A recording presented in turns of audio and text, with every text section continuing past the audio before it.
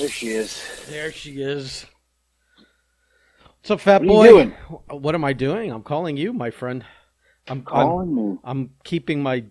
sliding my drinks over here because I kind of spilled them everywhere while I was carrying them to the recording office here.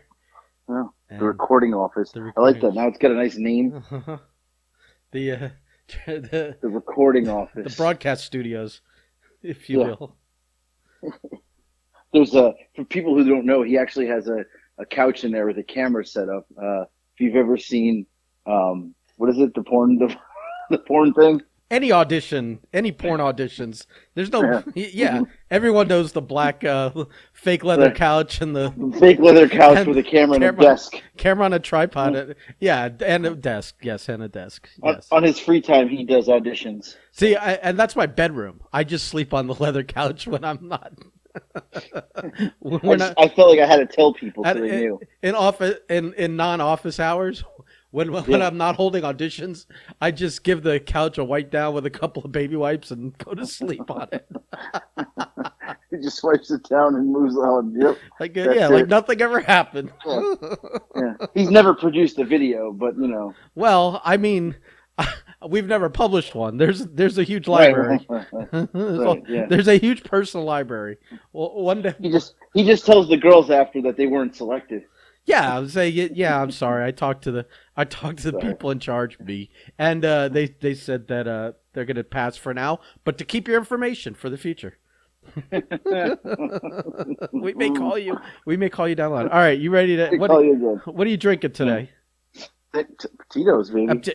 Tito's. All right. Let's. You know, it's my good. I don't get hangovers from it. You know what? I don't get hangovers from this peanut butter whiskey. So much so that I'm enjoying it recreationally, aside from the podcast, which might become a problem. So what you're saying is you're not keto.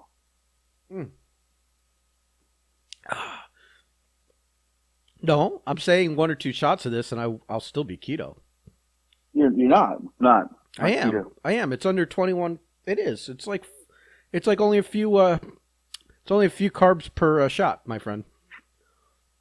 I looked it up. You think okay. This is like Benny off the boat or something. I'm not new here. This is not my first rodeo, so to speak. Did you do one? Let's do another one. I did one. Are we going for 2? Yeah, let's get on, man. We gotta. All right, let's go. We got a podcast to get through. Go. Oh, I swallowed an ice cube whole. I floated an ice cube in that one to cool it off. Ooh. All right.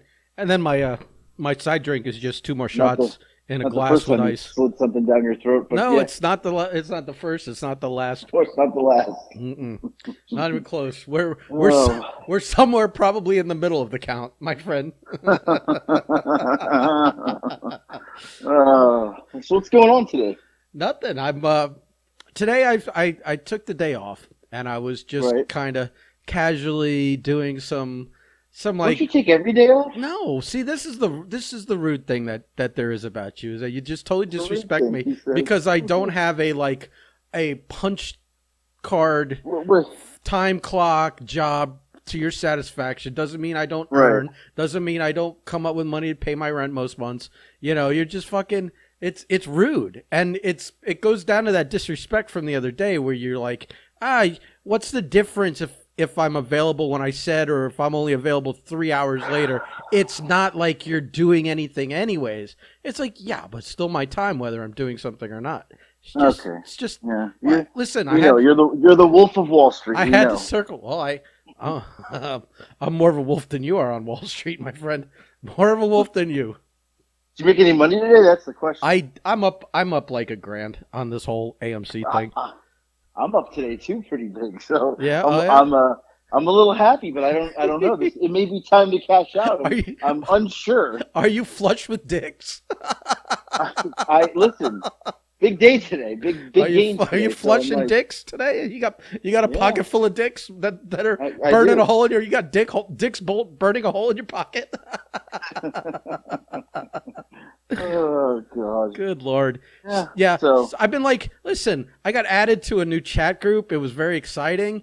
I've got to up my meme game, so I'm kind of like, yeah. I was just we did add you to a group. You've been added to which, by the way, the group doesn't have a name. I noticed today, no, which makes it hard to send stuff. I get confused. Although out of like probably total respect to me, one of the two ladies, because I know you didn't do it, changed the picture for the group chat to a slice of pizza, acknowledging the Pizza King, my friend.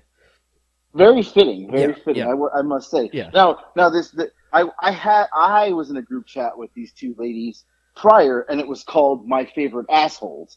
That's the name of the chat. But I didn't get added to that one. You guys started a new one? No, we created a new one just for you. Oh, see, there's a problem with that because now you guys have a little sidebar you can go to. But we're not, though. Yeah, that's the thing. We'll see. It's dead. All right. Do you know how I know it's dead? It's because when I went to go look today, it used to be my top 3 was our thread, then my other thread with the other guys, the fuck faces, and then the assholes it's dropped off the map. It's not even there anymore because we've now switched to this new thread with you. I might we literally cut the other one out. I might make a demand of all 3 of you to show me screenshots showing so and so has left the group. On that one, nobody's left the group. It's just there. No, I may ask you guys to leave that group so it doesn't exist anymore. For my own insecurities, my own paranoia, and you know. But don't worry, we don't go. We're not talking about you like Blake. Don't worry. Well, you had plenty of time to talk about me when I wasn't in that group to begin with. So, what was I gonna do? You know, whatever. If you really want to know, the only talk in that group that was behind your back is that you know what it is. I mean, you've known it for 20 years, so it's an ongoing thing. It hasn't changed. Yeah. All right. Well. Yeah. All right. It's somebody wants to come visit that casting couch, my friend. Well, here's the thing. When I joined the group, whoever sent me the invite, whether it was you or Jesse or it was Jesse, Jennifer, I joined it and it looked like there were no chats above it, and I didn't know if that was just standard. Like if you join an existing group, are you not privy to the old stuff, or so I didn't know. But now that now I'm not sure if I could join an existing group, if that stuff is available to me or not. I don't know. I thought it wasn't because I thought that was the old chat you added me to. No, she started a whole new chat for you because she was like, "We've got to get Ben in on this." She actually asked me, and I told you this. Like, is Ben okay? Like, does he get offended easy? I was like, what? No, are you kidding me? That guy has no heart. Like, and she's like, well, I sent some pretty vicious memes, and I don't want to like hurt his feelings. I was like, oh no. I go, listen, you add him to this group, just be ready. And sure enough, you sent some bangers, and I'm not sure they knew how to react to it. And I was like, I don't think they're ready for this yet. Well, yeah, that's the thing. I was like, she starts talking. I think you put her over for having really good memes, and I'm like, well, I am something of a meme smith myself, and I do come with my own brand of homemade ones, which nobody we're talking to out in podcast land will ever see because these are like for quote internal use only. So like in our other group, whenever Blake or you or Marco says something ridiculous, I've been saving old images or things that you guys post that are ridiculous to call back to later to slap one of those ridiculous things you say on a ridiculous photo of you to then make an internal use meme to mock you.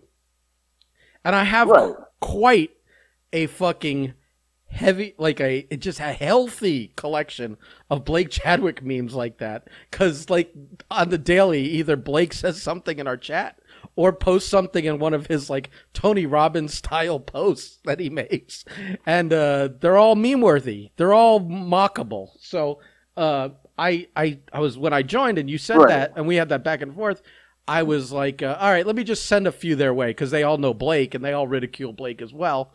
And I sent a few, and I got one of them Jesse reaction made me a little nervous, like I had already crossed the line, and and I'm like thinking I haven't even sent the good ones yet. Right. Yeah, I'm waiting. No, yeah. I'm waiting for someone to say something completely retarded so I can use one of the Blake memes that I have. It's tremendous, but I mean, right. But like, if you gotta be of the right You gotta be at the right type of sense of humor. Yeah. You got to pick your spot perfectly, because when you send this, it's dangerous. People are going to crash their cars or fall out of their chairs in a meeting. So you got to pick your spot. Right. Well, yeah, it's so that's the best thing about like Facebook, or like we have these group chats, and I feel like I get something out of everything, and of course we share, and I think we talked about this. Is like, I don't want to double up and send something to that group that I've sent to our other group that you're in. Like I have to pick and choose. But then I thought about it. Like sometimes I send things to our group that got sent in the other group that Blake's in. So Blake's seen it twice. He does it all the time. Right. Yeah. We had the conversation. We both said this same thing almost at the same time. So you and I agreed that like, well, those two haven't seen it already. So even though you or I have seen it already, neither of us are going to call the other out for it, because we know this. We know the situation. It's like we're not sharing it for us. We're sharing it for the other people. Right. So yeah. Right. Yeah. So I think So anyway, now that we've confused our entire listener base of what we're talking about. Yeah. Well, no, it's about a thread chat they'll never be a part of. So fuck them. Listen, whatever. Yeah. Well, my point is that between that and whatever else, I was kind of just taking it easy today. I was watching a little TV, watching a little YouTube, and I was scrolling through TikTok, and I noticed that the avalanche of Will Smith and Chris Rock memes have started to settle down. Like there's something other than that on TikTok today. Yesterday there was nothing else. You'd scroll for fucking 10 minutes before you'd find something other than Will Smith and Chris Rock. So you want to talk about that at all?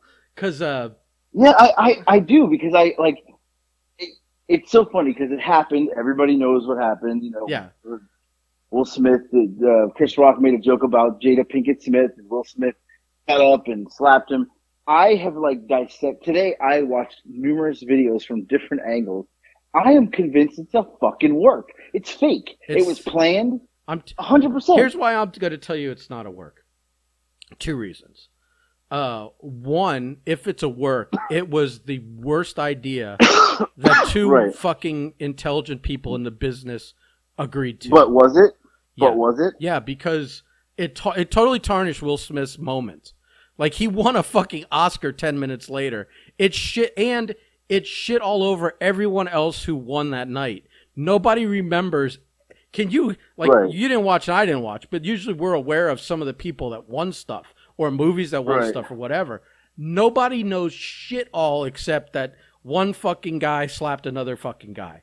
That's it. So it's a bad look all the way around. Chris Rock looks a little better because he's not the aggressor in this. But if this was a work, he agreed to it all, which is going to put shit on him.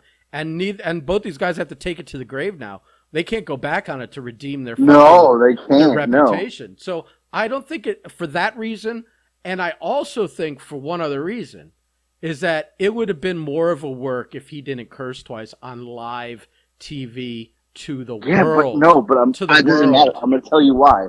They said that viewership before that happened was like at an all-time low that night. Like their viewership was so low. After the slap, it increased 78%. Of course, for the rest of the show. But everyone's taking heat for it, But do you see it? And now Chris Rock is his ticket sales are up. Yeah.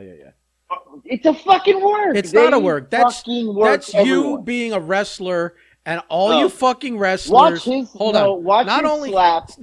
I've watched it. Trust me. Watch it in regular speed. Who steps like that to slap someone? It looked like he was on set. The way he stepped, the way he slapped. Yeah, because you want to know why? Will Smith hasn't thrown a real punch in his life ever. Even when he did a boxing movie, it's Hollywood punches that don't fucking connect. That guy doesn't know how to fight. He knows how to movie fight. There's no sell. No. There's no sell. He didn't even go out. Stop it. You think he would have went after him? Come on. Yeah, because he's a professional and they're on a live TV show. He can't go after him. He did. If you watch the whole thing over and over. After he sits back in his seat and he barks at him, Chris Rock, before he goes back to business, he says something to the effect. He starts saying something to the effect of like, you know, like I could really fucking like go in right now. Like if Chris Rock decided to, he was starting to say something to the fact that if I decide to go into business for myself here, I can destroy the two of you. Like, let me start talking about red table bullshit and fucking and all that. And what's that fucking word other than affair she tries to use? Entanglements. Oh yeah, entanglements. I mean, fuck her. And you know what else? Fuck her for not stopping him from going up there. Everybody fucked her, yeah. Fuck her for. Well, that's what got her in the first place. No, but she's sitting there enjoying the fact that her husband's about to make an ass out of himself and ruin the biggest night of his fucking life. Could you imagine if Chris Rock stopped the whole show and insisted on him being escorted out in bracelets and pressing charges? If he had held the show hostage and insisted that this guy is removed from the building, and then when they announced his award, he couldn't even accept it? He wasn't there. No, that's what's on his wife, because his wife encouraged that. Now, she didn't say go hurt him, but she gave the look like I'm not. Because he laughed. Yeah, he got caught. He got caught because it's fucking funny. That's the thing. Like, we understand she's got a condition, quote, and it's a condition. Someone wrote a disease on Barisano's fucking thread about it, and I just laughed and mocked them because it's not a disease. It's a condition. And she's been bald-headed for years with this shit.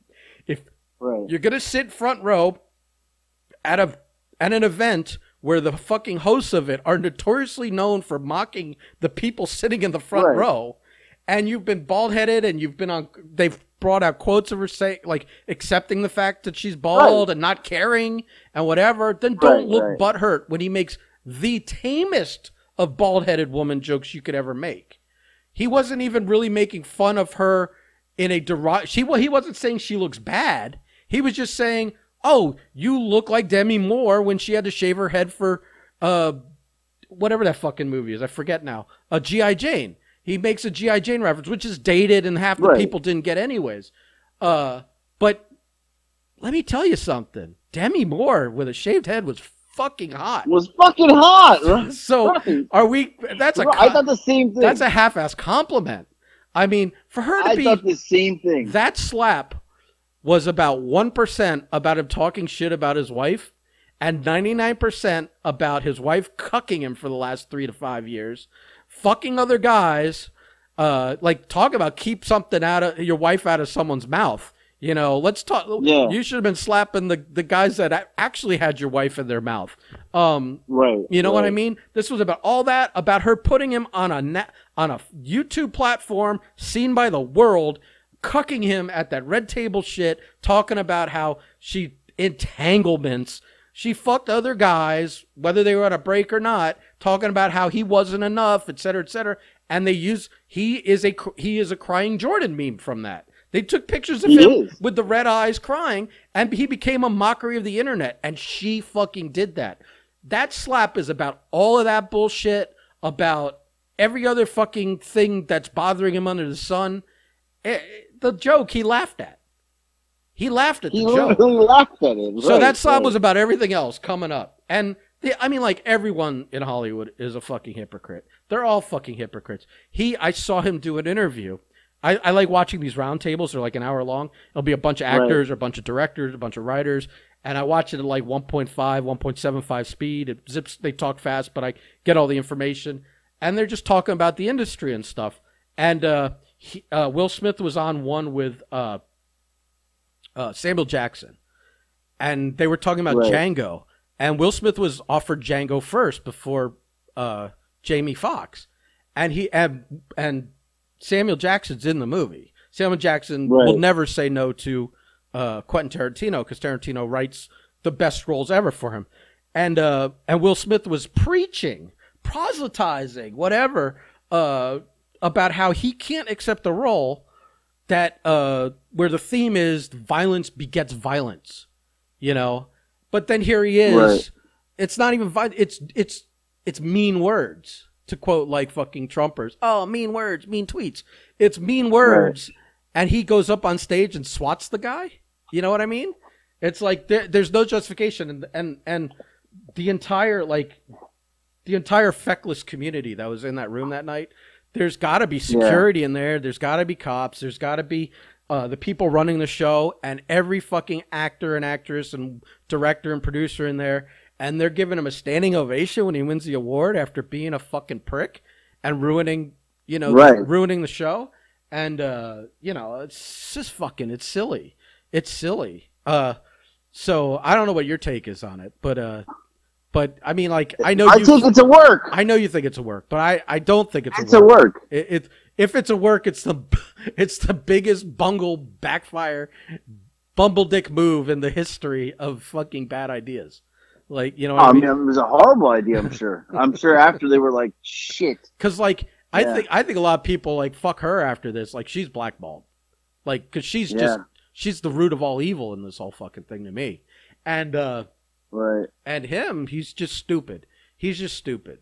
I think Will Smith is just a mentally weak fucking guy who's been beaten down by all the pressures of life and trying to portray this fucking thing he's not, and portray a happy family, which they're not.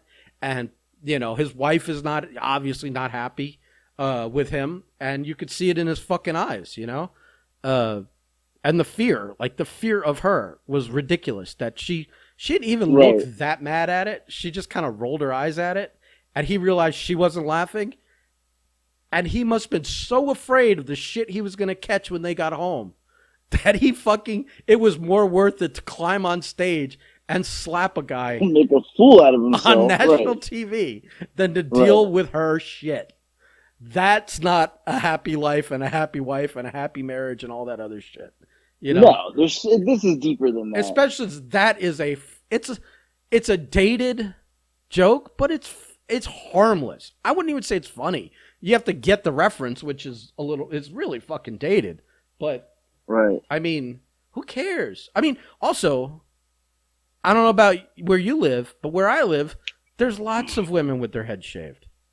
Yeah, in Atlanta, there's so many. So don't tell me, like, every time you see a woman with her head shaved, where you know it's not like to the skin, you know, you got a little bit of hair growing out, so you know it's not chemo or something. They don't have bags under their eyes and weigh up, 88 pounds and what all the other indications that you just assume they've all got alopecia, or that that's such a whatever. Thing. I see a lot of women shave their heads, so they have to deal with fucking maintaining hair all the time. But once again, and you could swap your wigs out all the time. Chicks nowadays love to wear wigs. And swap it out every day. Demi Moore was really hot in that movie with her head like it's not even like he was trying to say she was ugly or something. Like Demi was like, and I think a lot of people thought that that's like a known thing. Like she was hot in that movie. Right. Exactly. And if you wanna go like, well, he should have known she had alopecia. Well, they should have known that fucking Chris Rock was fucking. If you want to talk about people that are living with trauma and stuff, they pulled up a Howard Stern interview from a couple of years ago. He's talking about his childhood and growing up at school and stuff, and how he was mercilessly bullied and beaten and borderline sexually assaulted every fucking day. So what does that bring back when Will Smith comes up, who's a foot taller and 50 pounds heavier, and fucking smacks the lips off of him? Like, you want to talk, she's traumatized because they acknowledge the fact that she came to the show with no fucking hair. Well, wear a wig, or go with your fucking quotes that you said where you don't care. You're fine with it. You've embraced it. Oh, except when they make a reference. It wasn't even like a derogatory or a shot at her. It was just acknowledging her look and saying you fit this role. Right. It's ridiculous. So then you got Chris Rock, who, by the way, let's pretend, aside from your fucking conspiracy QAnon bullshit, that this was real. Fucking took the slap. Now, obviously, you get hit with a hand in your face. Your body moves. You can't just especially if you're not sure it's coming. I mean, he braces at the last second because you see a slap coming before you could react to it, and you could brace your face. But the rest of your body's going to move, respond to a hit. But 2 seconds later, when Smith is turning around and walking away, he's back upright, hands back behind his back, and he's just kind of like a total no sell, like not holding it, not putting his hand to his face, selling it, not running after him, right. just like as if it didn't happen. I thought the only thing Chris Rock fucked up with was there was an opportunity to take a shot. When the second time when he yelled, "Keep my wife out of your fucking mouth." Yeah. Yeah, I agree. And Chris Rock said, "Okay, I won't." He should have actually said, "I only had one joke about your wife. I already said it." You know, just like dismiss the fact that like she's even worth a second fucking joke. You know, because he could have buried her. Oh well, he could have buried the both of them. The fact that like nobody talks about that he's a fucking cuck and she like. And he allowed her, he's such a cuck that he allowed her to cuck him on a fucking YouTube fucking show or whatever that thing's aired on, that Red Table She embarrassed him. Yeah, and then it's not even that she embarrassed him, it's then the internet took over and embarrassed him for another 3 years. And this just flares it up. That doesn't die away now. That becomes this took on a whole nother level. Yeah, it's hilarious. So, have you ever been fucking suckered? Have you ever, or been like fucking struck by someone for real? Like in a real fight like that? Anything like that? Like once in school, somebody like he tried to kind of like me and this other kid were kind of getting into it, and he tried to like come out and he was gonna like try to sucker punch me, but I saw him coming and he like grazed me, and then I literally like. I didn't stand there and be like, "Oh, I'm sorry." I literally grabbed him by his fucking like shirt and just fucking hoisted him up. And I was like, "You want to do this?" He was like, "No, man, my bad." I was like, "Okay, good." Yeah. And I let him go, and because he was tiny, and I think he thought he could fucking cheap shot you. Side swipe me, right? And then when he missed, he was like, "Oh shit." That was the only chance he ever had. Yeah. And I didn't even like. Honestly, I could have killed him, but I just lifted him up by his shirt and put him against the wall, and he was like, "No, my bad." I was like. Yeah, you were like this close to getting killed. He was like, I'm done. I'll never fuck with you again. I was like, okay. Yeah. That was it. Yeah. Nothing like in wrestling or anything like that? Nobody ever took a fucking... Well, in wrestling, yeah, you know, I understand like someone in the ring taking a little bit of liberty or doing a receipt thing or just accidentally throwing a potato or something. But like anything like kind of more real. You know what I mean? So it was a JB Cool and his partner at the time against me and Eric, and he for some reason he didn't like us. I don't even know what the reason JB was. Or the partner. The partner. He would like had this grudge against us like big time, but it was pretty fucking weird and annoying because there was no reason for it. It was just weird. Right. Anyway, so we like get in the ring and he like starts to like shoot on me, which like means like he's not doing like scripted wrestling, and he throws like a punch and like hits me in the head, but like on the top of the head because I kind of ducked. I was like, why is he fucking throwing punches? And it knuckles hit me like, and I felt like my head kind of like nod up. I was like, what the fuck? So I just hit him back, and then next thing I know, he's like trying to shoot for my legs and like wrestling shoot like Greco wrestling. How's he physically size up to you? So he was taller than me and he was than me in a sense that he was probably heavier, but I was in really good shape at the time. So like I was like, jacked. So he went for the shoot and I like kind of squashed him and then we ended up on the ground. I was on top of him. Now, this is in front of a crowd. Like there's no high spot. I'm on top of him, and we're kind of like, I'm not throwing blows. I'm kind of just trying to control him. So because I was like, what are you doing? And he kind of like threw me off and got on top of me, and he started throwing like haymakers.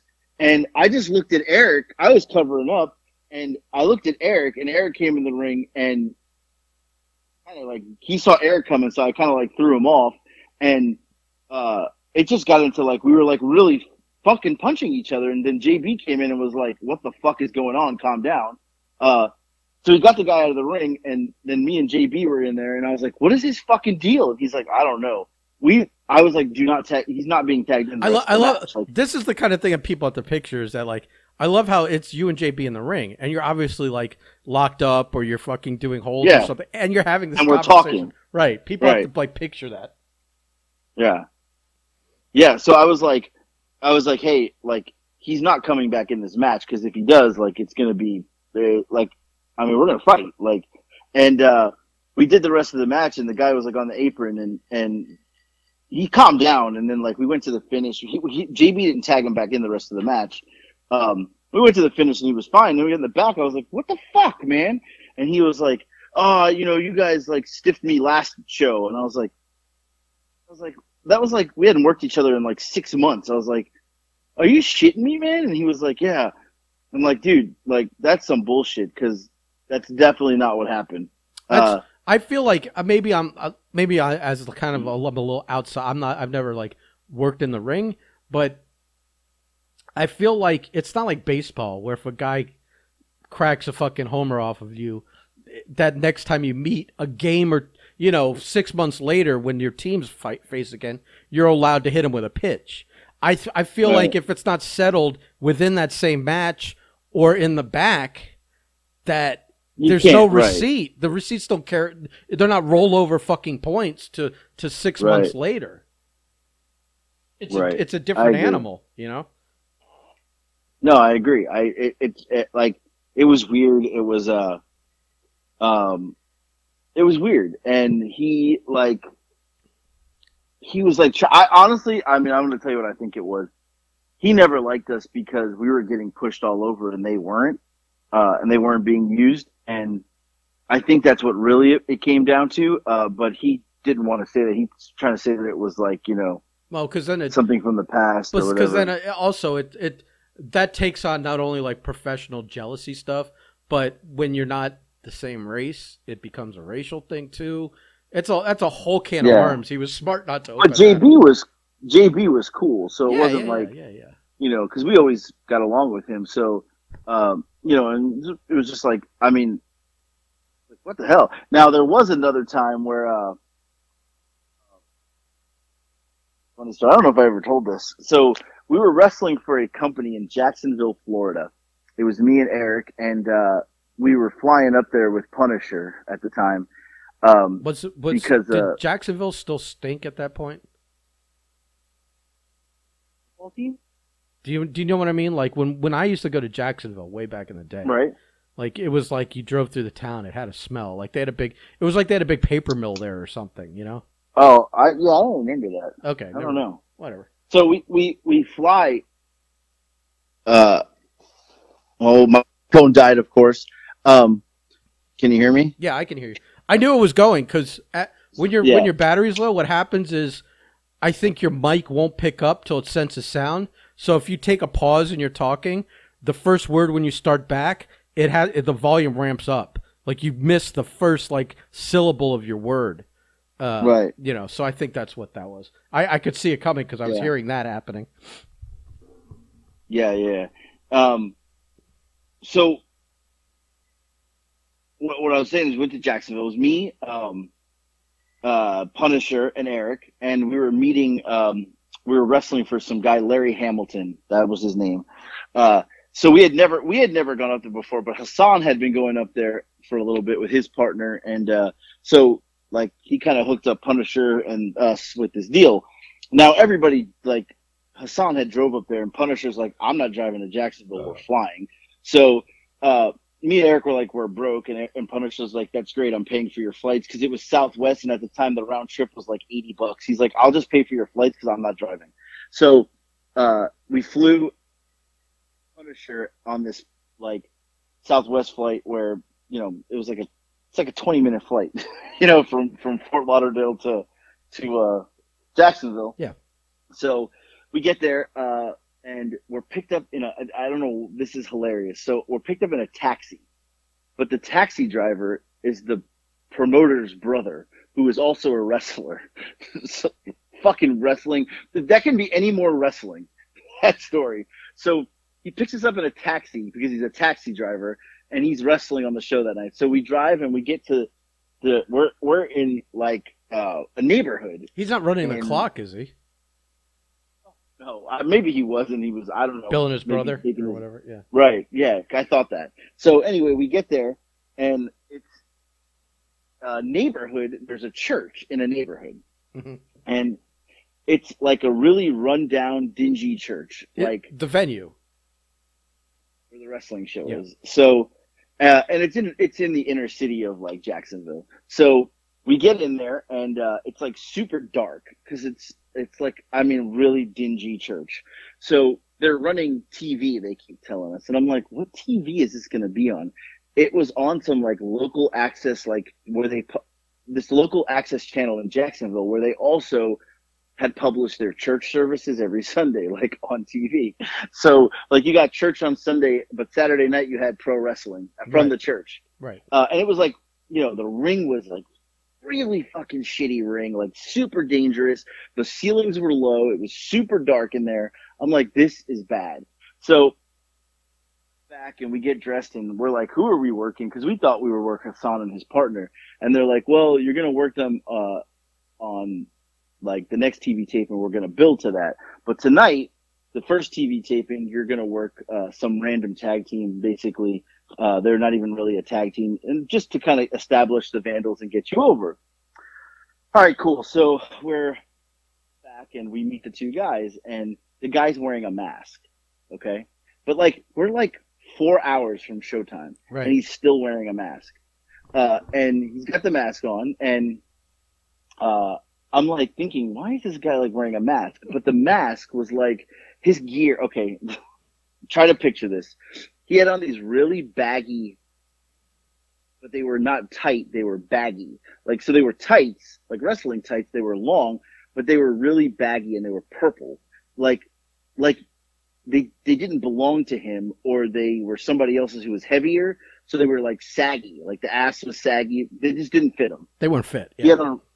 He had wrestling boots on, these purple baggy tights, and he had on a like cut off sleeve shirt and a mask. But the mask looked like it was made at home with like a piece of cloth that like his wife just cut eye holes and a nose hole out and a mouth hole. Like it wasn't even like, and they put like a drawstring in it. It wasn't like a real professional mask. It would look like one that they made at home. So immediately I've been around a couple of years already. You don't know. Like, maybe that was like historical, like maybe his grandfather used to lynch people in it. You know, it has some kind of. Oh, it was black. Black. It was, yeah. So we're like, we're going to go call in. So I said to him, how long you been wrestling? Because I've been around and we were doing a lot of shit at that time. Like we were like pretty popular and famous in Florida. And I was like, I've never heard of this guy or seen this guy. And I was like, how long you been wrestling? This motherfucker says, well, I've been wrestling for 5-6 years, but I've been in prison. I just got out of prison. This is my first match back. This is what he tells me. Tremendous. I was like, he's fucking ribbing. Like, I thought he was ribbing me. The precursor to Joey Saint. So I go ask, and they're like, no, he literally was in prison for like the last 4 years. He just got out, and he is, this is his first match back. And I was like, why the fuck would anybody book this guy? So, what was he in prison for? I didn't ask. Ask that. So, because now I was a little nervous. I was like, man, this is going to be bad. So the other guy that was his partner was like, oh, I've been wrestling for like 3 months. I was like, oh my fucking God. The ring is like absolutely shitty. The ropes are shitty. Like, this is going to be really, really bad. So, we call the match super easy because I'm like, look, let's call it easy where, like, we don't get hurt. Like, my concern was me and Eric getting hurt, not anything else. Right, so I was like, let's just call it. You got a rusty guy and a fucking greenhorn. I mean, you got no one on that side knows what they're doing. Right. So I want to protect ourselves. That's my most important thing. It's protecting ourselves. So we call this match. The match starts, and me and the guy are going to chain wrestle a little bit. That was the plan. We're going to. Because I figured if we just kind of wrestled a little bit and, explain what chain wrestling is. Like, we're going to lock up and do, like, some, like, reversals where, like, he'll grab my arm, I'll grab his, and then, like, just kind of nothing where we wouldn't be hitting each other. We would be more grappling. It's exchanging holds and it's it's a lot of, like, rest. Like, you got him in a wrist lock or a chin lock or something. Right. And you're just sitting there. pretending the guy's trying to get out of it, but you're not actually doing anything. Yeah, like a suplex or something that could hurt someone.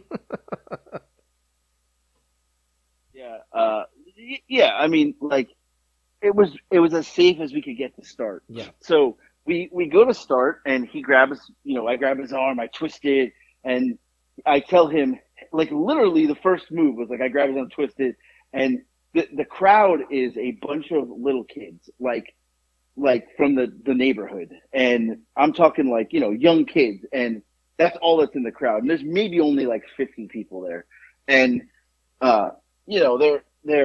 we were going to be the bad guys because I'm just being honest. We were the only white guys on the show. Were me, Punisher, and Eric. Everybody else was black, and the entire crowd was black. So they were like, "You have to be bad guys." And they're like, nobody will cheer you. And I was like, "What? Because we're white?"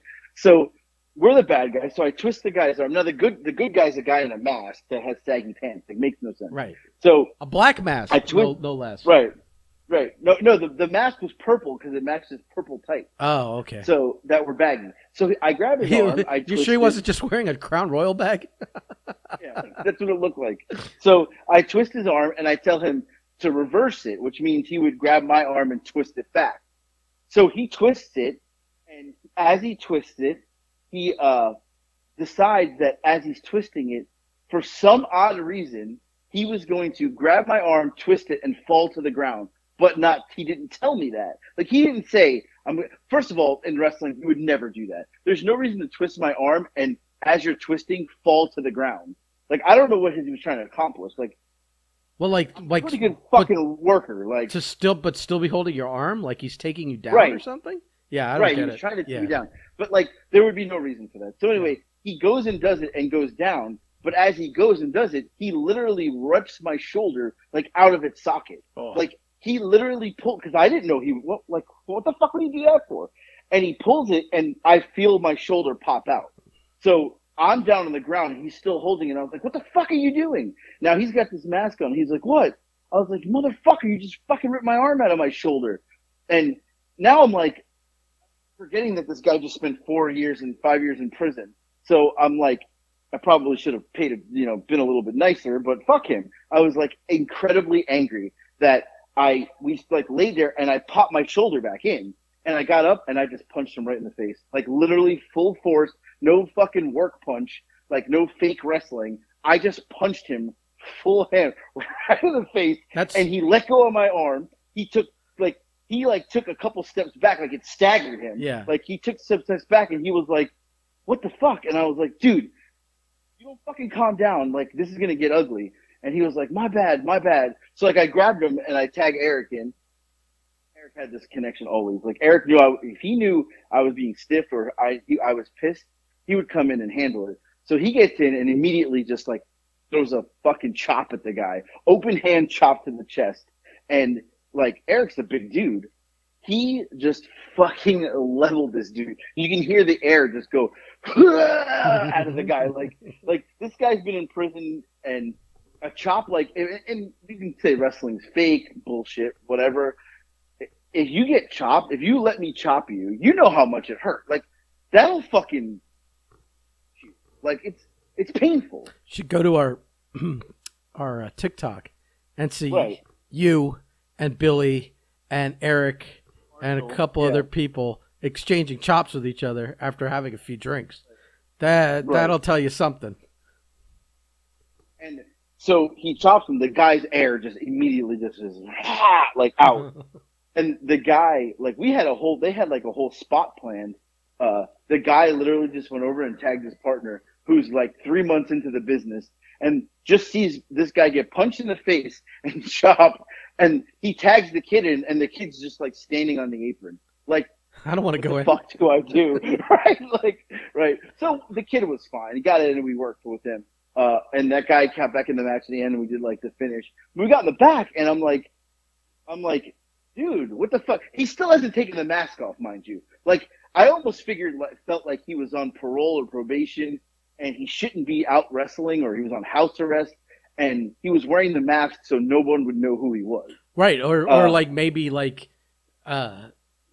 Or maybe like someone's looking for him. Yeah, something kayfabe in the locker room, whatever it was, you know. Right. Yeah. So he definitely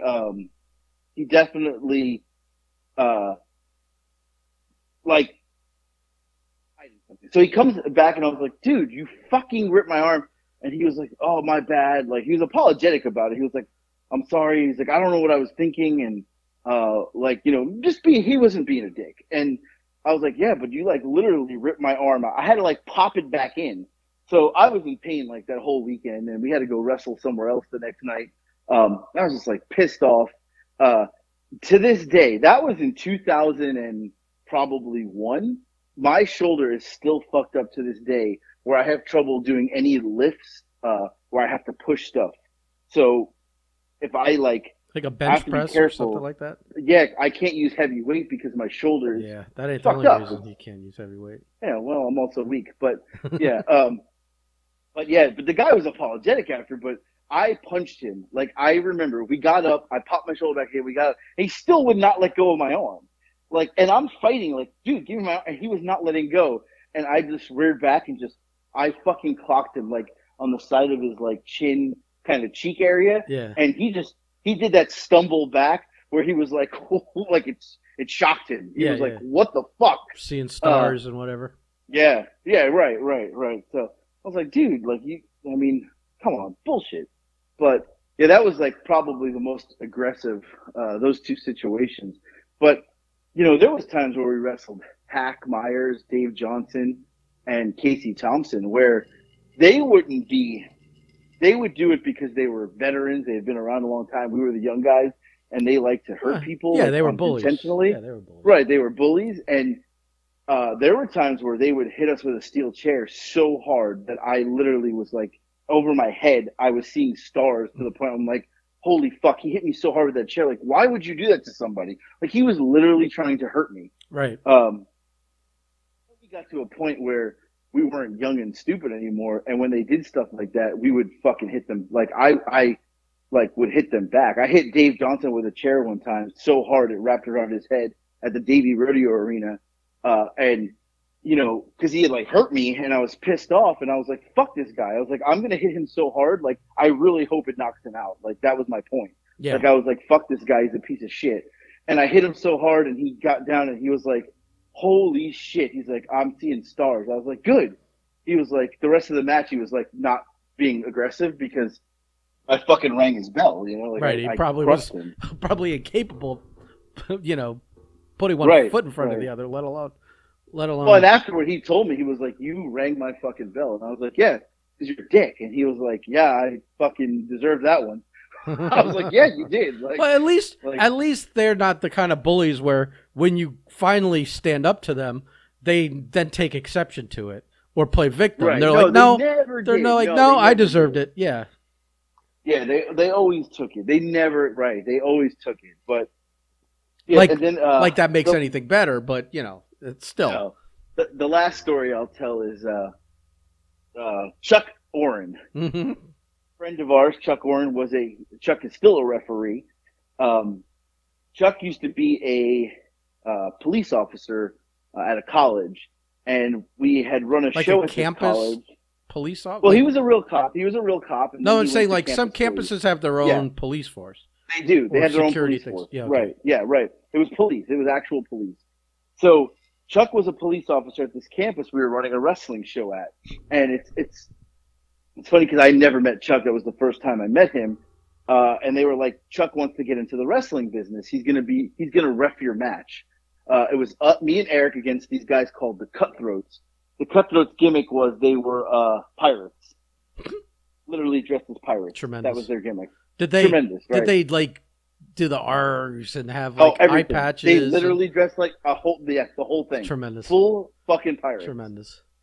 Right. Came out with like gold coins, like the whole gimmick. So that's great. They're like, Chuck is going to ref your match, like special guest referee, you know, police officer on campus. Everybody knows him.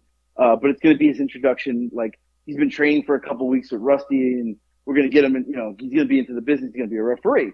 But this is his first live match he's ever ref. I'm like, okay, cool. So Chuck's like, this is also the place where I met Blake, because FAU, because Blake was the radio show guy. Really? So was it right at the same night? No, I met Blake late after this, maybe like a year or two after. Right. So I was gonna say I thought you knew Chuck longer than that. Yeah, no, I met Blake after. I like that. I like that you were Chuck's first. Look at this. Yeah, well, this is a good story though. So, we were trying to make a joke there. I get it, but listen. I've been biting my tongue through this whole story so far. Go ahead. So Chuck is like, "Hey, I want to take a hit or something like." And I'm like, really? It's your first time? And he was like, yeah, but like everybody here would be cool if I got hit and knocked out. And I was like, okay. And at the time, I was a bully a little bit, like, because I had been around and got beaten up so much that it was my turn to be the bully. Well, plus this is like if he's getting in the ring, this is right. You got to pay your dues. You got to take a little bit of this kind of shit. So he's the referee for the match, and he did a great job for his first time. But at the end of the match, I'm going to run and go to do a forearm to one of the Pirates, and the Pirate's going to move, and I'm going to hit Chuck. Chuck's going to get knocked down. Pirates hit a move on me, but they can't pin me because there's no referee. And then, because we were the bad guys, and then, because Pirates had to be good guys, I guess. So the plan was to hit him, he falls, and then... Although, piracy in general is like a heel occupation. To be honest with you, if you want to the kids love the Pirates. I know. They gave out gold coins. Of course, I'm joking about it. Were those gold coins chocolate? I don't know. I never got to, because that would have that would have been put them over the top, right? Yeah. So and their baby faces for sure. So I was gonna take the hit. They were gonna hit me with a move, but there's no referee. Then we were going to cheat and hit them with a chair or something. And then we wake up Chuck, and Chuck counts to 3, and we win by cheating. Now, mind you, this is our hometown. We're the bad guys, which is even worse. So we come out, and the crowd's cheering us because it's like all my family and friends. But it's also some of the logic doesn't make sense where the heel guy's accidentally hitting the ref. That would be the baby face should be accidentally hitting the ref. The heel should just be striking the ref. There shouldn't be any duck and accident. I meant to hit him booking. thing. Yeah, shitty it's weird. Booking, whoever. Yeah. It wasn't Bobby's show. It was not Bobby's show. It was somebody else's. I would never imply Bobby did things poorly. No, Bobby didn't do that. Right. So anyway, it comes time. I'm supposed to hit him. Well, I'm running full speed from one turnbuckle to the other. The Pirate moves, and I, to myself, said, this is the first time this guy's ever going to take a hit in the wrestling ring. I will make sure he doesn't forget it. Mm-hmm. I hit Chuck so hard, I knocked him out. Yeah. Knocked him. And he falls to the ground. We do the spot. He's not getting up. Like, I literally, we're trying to wake him up, and he was like, ha, ha. Like, finally, comes to. He counts to 3. We get in the back, and I'm like, you all right? He's like, I've never been hit so hard in my life. This is the guy who was a police officer. And I said, really? He's like, you fucking clocked me. He goes, I was out. I was out. I was like, yeah, we know.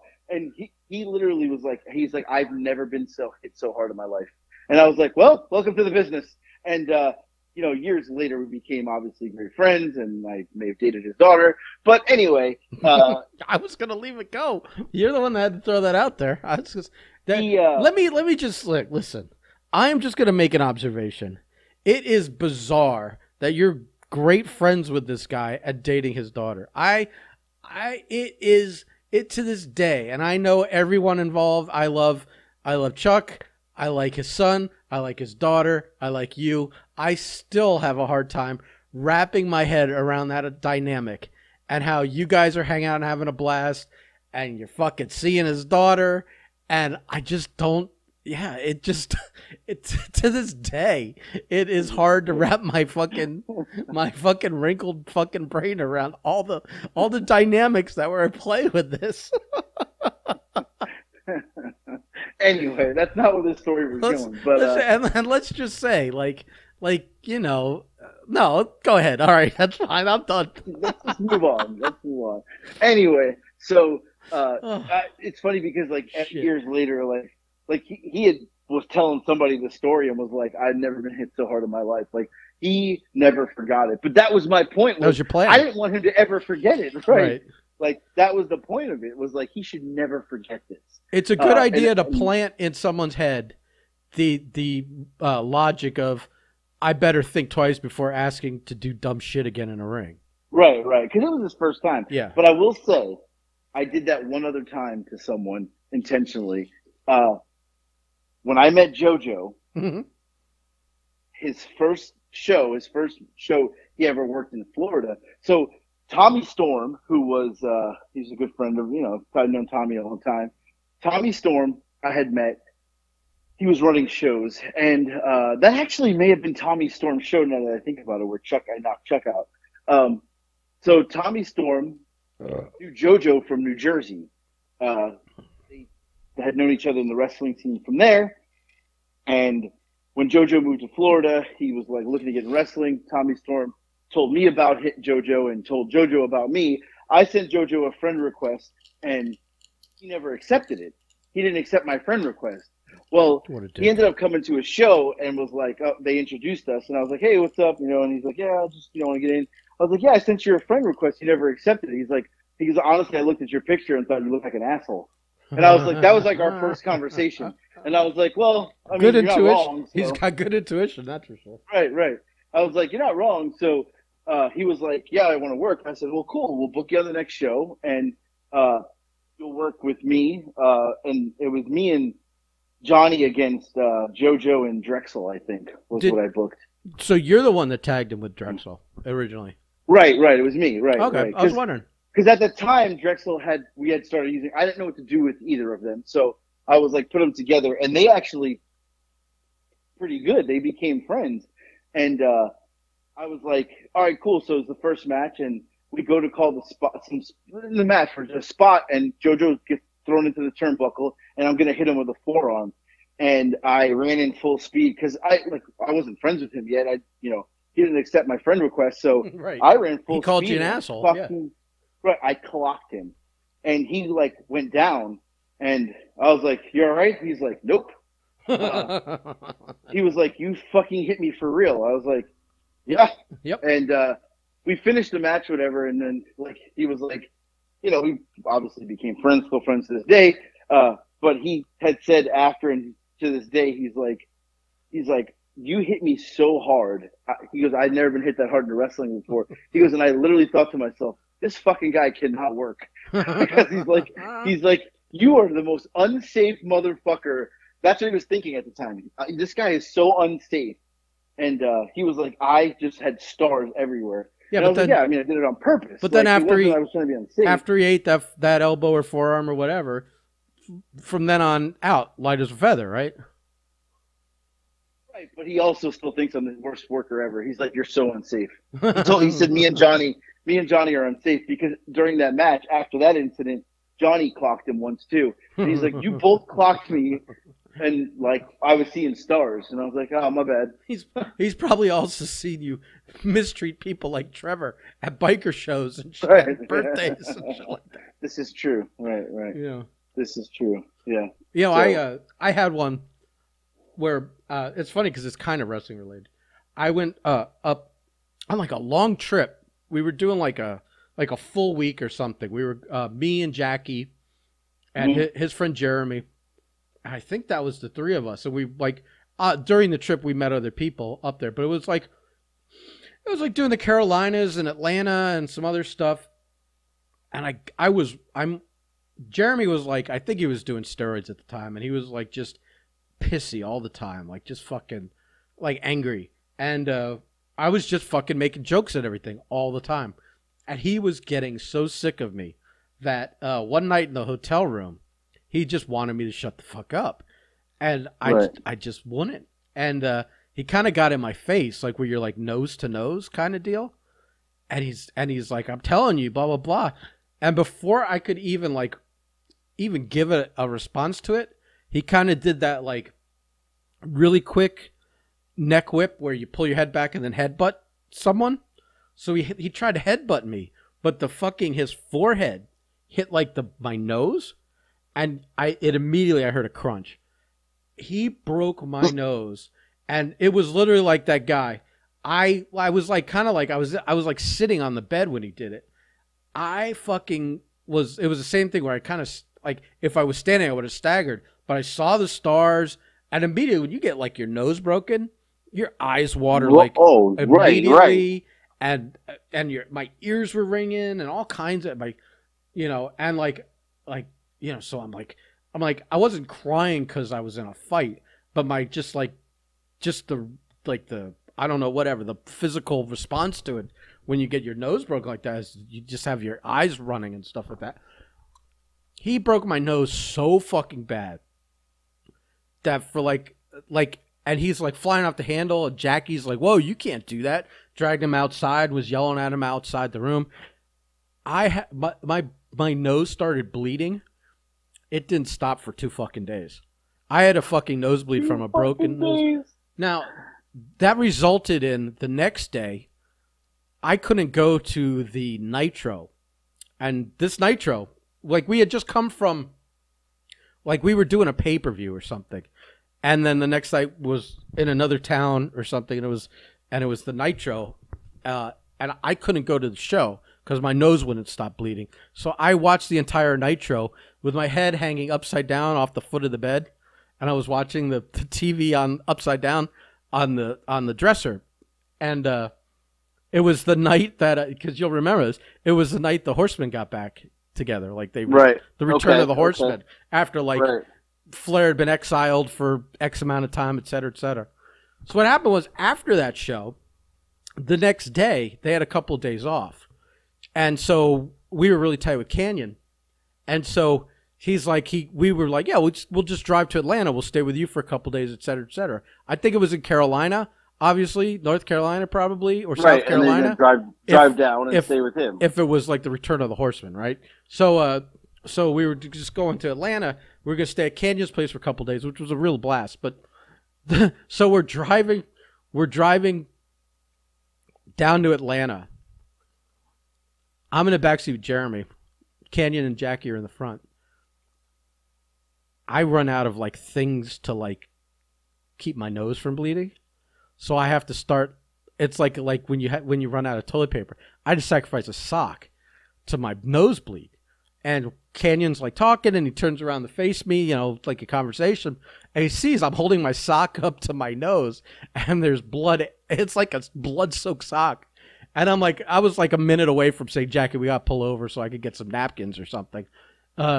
And so Canyon's like, what's fucking wrong with, his New York accent. What fucking happened to your nose? Or what's wrong with your nose? Why are you bleeding? And so I explained that this asshole sitting next to me headbutted me 2 days ago and my nose hasn't stopped bleeding since. Canyon spent the next 45 minutes cutting a promo on Jeremy. And it was not like a typical promo. It was like the disappointed parent promo. I'm sitting there bleeding, but I'm loving it. I'm like, yeah, eat shit, motherfucker. I've had to do this for 2 days. And Canyon is just going off on it. I'm like, can't believe you do something like that. I'm so disappointed in you. If, yada, yada. And Jeremy's just shrinking in his seat, trying, he's just wishing he could vanish or teleport somewhere else. Especially because he's being yelled at by Canyon. Right. Which, we all loved Canyon, and it was the perfect thing to say, because it's not like, you dumb fuck, and, yelling at him. It was, the disappointed parent thing, which, we all loved him. So and Jeremy knew he was going to be spending 2 days at the guy's fucking condo now. This was a hell of a way to start it, with tremendous, disappointment heat. So, yeah, that was the beginning. And then, later that day, it stopped bleeding finally. But, then it was a blast. We hung out with him for 2 days in Atlanta. We were doing all kinds of... That's where we saw... every time I see... what's that fucking poker movie with Matt Damon? You know the one I'm talking about? Poker movie? No. Well, yeah, I know a movie. Come on. I know. Rounders. We saw... every time that's on, I watch it. Not because it's... Not only because it's a fantastic movie, but because my memory always goes back... So we went and saw with Canyon in Atlanta on one of the days off. Right. So Jackie fell asleep in it. He was snoring. And then that was the whole trip where we went to the sports bar that had the trivia on the TVs, and the menus had had little wrestling icons next to some of the items because this was Scott Steiner's favorite restaurant and those were his favorite dishes. And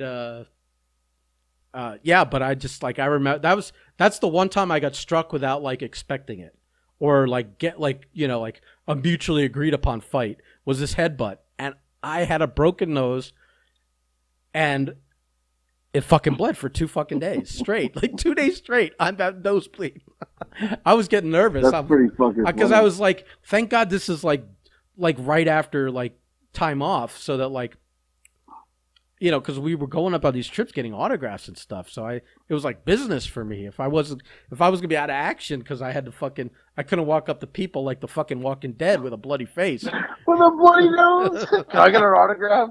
Dripping on the fucking 8x10s blood. I'm you could just write with the blood, whatever it is. But it was a bad situation for a day and a half, 2 days. It just wouldn't stop. Wow. And just that Canyon was involved in it was hilarious. But that's the one and only time that I've been struck legit as hard as someone could strike someone without expecting it.